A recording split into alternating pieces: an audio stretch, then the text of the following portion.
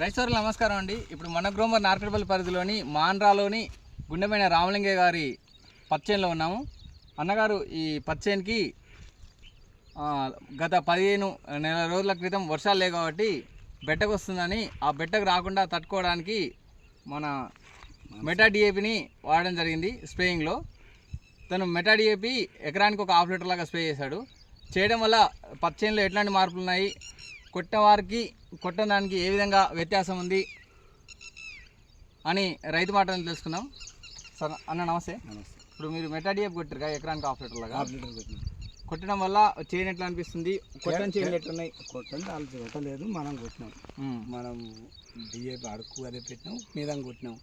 మీదంగా కూడా ఇదేం అదరలేదు, అది అదిరింది కాబట్టి అదేం బద్దాకొచ్చింది. చేయని అదిరింది కాబట్టి బద్దాకొచ్చింది. ఇది అదరలేదు కాబట్టి లేత ఆకు ఎదుగుదల అనేది ఆగకుండా అట్నే ఆగలేదు.